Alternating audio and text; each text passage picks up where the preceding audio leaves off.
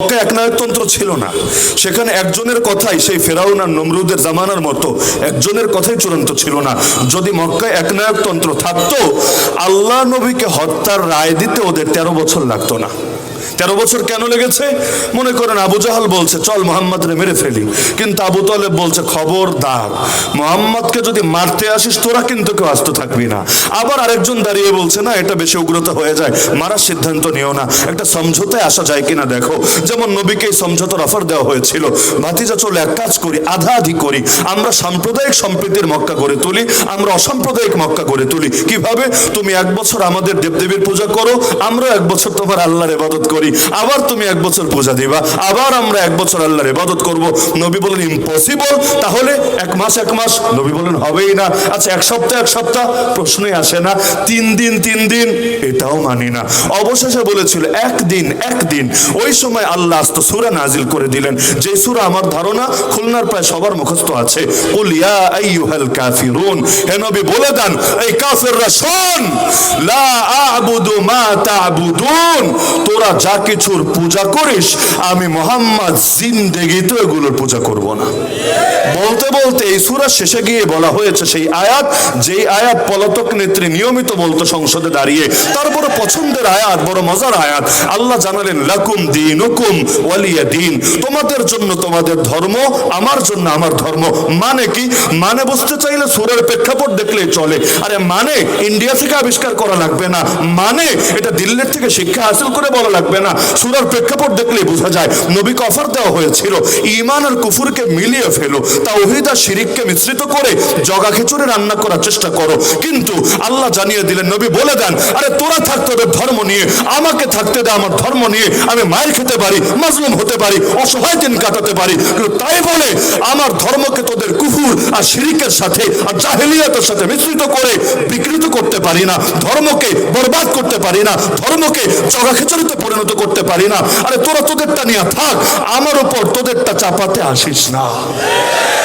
তাহলে যেই আয়াত ছিল ঈমান রক্ষার আয়াত, ওই আয়াতকে বানিয়ে দেওয়া হয়েছে ধর্ম নিরপেক্ষতাবাদের আয়াত। কোরআন দিয়ে সেকুলারিজমের দলিল, কোরআন দিয়ে শিরকের দলিল, কোরআন দিয়ে কুফরের দলিল। এটা যদি কোরআনের সামনে অবমাননা না হয়, অবমাননা কাকে বলে? তাহলে এই যে আল্লাহ নবীকে মক্কায় ক্ষমতার অফার দেওয়া হয়েছিল, নিলেন না কেন? একটা জটিল প্রশ্ন। নবীর দুয়ারে এসে ক্ষমতার অফার দেওয়া হচ্ছে, মুহাম্মদ তুমি চাইলে নেতা মেনে নেব, রাজি হলেন না কেন? আপনি হলে তো হতেন, আমি হলে হয়তো হতাম, নবী হলেন না কেন?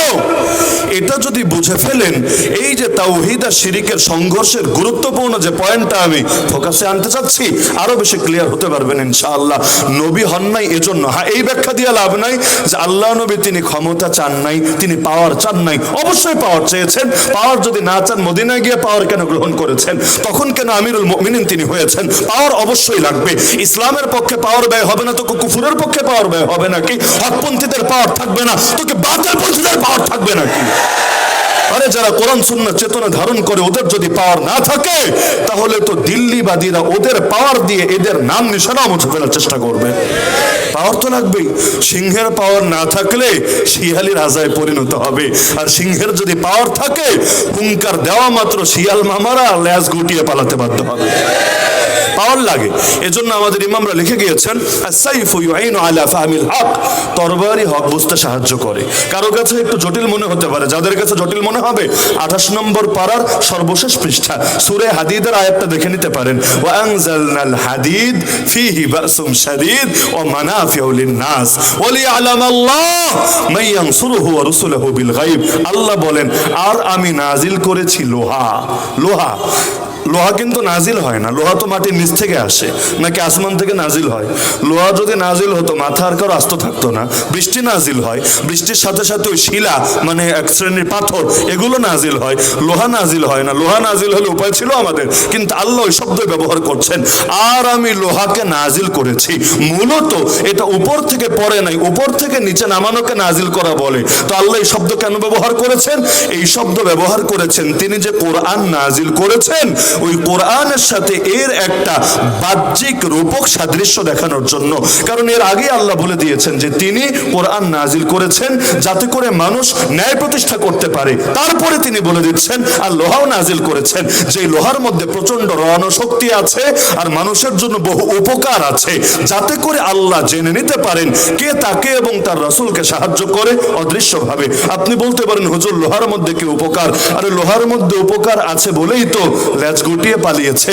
লোহায় যদি উপকার না থাকতো পালাতো কি দিয়ে? আপনি বলতে পারেন হুজুর পালিয়েছ তো আমরা রাজপথে নামার কারণে। কে বলেছে? যতই রাজপথে নামেন না কেন লোহাওয়ালারা, আমি নাম বলতে চাই না, লোহাওয়ালারা সবাই যদি নব্য লক্ষণ সেনের পক্ষে থাকতো তাহলে যতই আপনারা রাজপথে নামেন না কেন লাভ হতো না, উল্টা আপনাদের বুকগুলোকে গুলি করে ঝাঁঝরা করে দিত। দুনিয়াকে গুলির আকাল পড়েছে নাকি? গুলি প্রয়োজনে কিনে আনা হতো।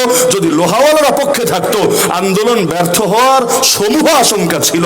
কিন্তু লোহা যখন নিউট্রাল পজিশনে চলে আসলো যে আর বেশি দালালি করতে পারবো না, আর বেশি চাটাচাটি করতে পারবো না, কারণ বেশি চাটাচাটি করলে জাতির সঙ্গে প্রতারণা হবে, পরবর্তীতে জাতি চাটনিওয়ালা জিব্বারেও টাইনা ছেড়ে দিতে পারে, এজন্য আর পারবো না চাটতে, তখন কিন্তু ঠিকই বাধ্য হয়েছে পালাতে।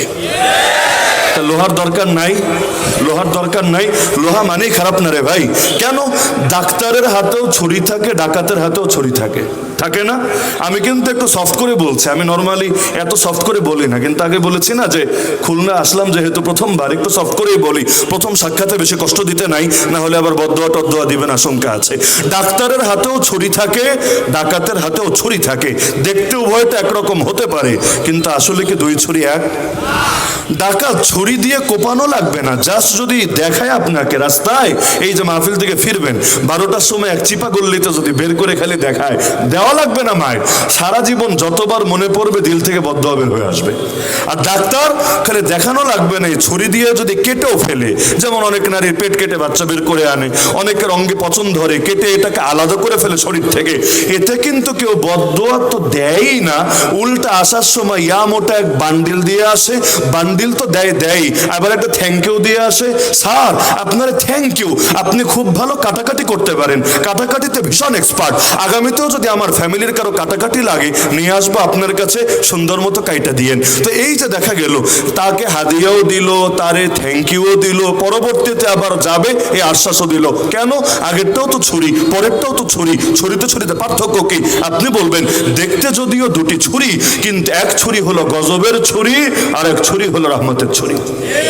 ইসরায়েলের হানাদারের হাতে অস্ত্র, আর হামাসের মহান মুজাহিদিন ইয়াহিয়া সিনওয়ার আর খালেদ মিশালের এই যে সৈনিকরা যারা আছে তাদের হাতে অস্ত্র। দেখতে দুটোই অস্ত্র মনে হতে পারে, কিন্তু দুই অস্ত্র এক অস্ত্র না। ইসরায়েলিদের হাতের অস্ত্র, জায়নিস্টদের হাতের অস্ত্র, জঙ্গিবাদের অস্ত্র, টেরোরিজমের অস্ত্র, সন্ত্রাসের অস্ত্র, গজবের অস্ত্র। আর এই ফিলিস্তিনের মহান মর্দ মুজাহিদদের হাতের অস্ত্র রহমতের অস্ত্র, জিহাদের অস্ত্র, দ্বীন কায়েমের অস্ত্র। আবু জাহেলের হাতেও তরবারি, মুহাম্মদুর রাসূলুল্লাহ সাল্লাল্লাহু আলাইহি ওয়াসাল্লামের হাতেও তরবারি। দেখতে দুটোই তরবারি, তো দুই তরবারি এক না। তরবারিতে পার্থক্য আছে, কাঁটা দিয়ে কাঁটা তোলা লাগে, এটাই সিস্টেম। সে তরবারি দিয়ে আসবে আপনার কল্লা ফেলে দিতে। আপনি কি বসে বসে তাসবিহ টিপলেই খালি হবে নাকি?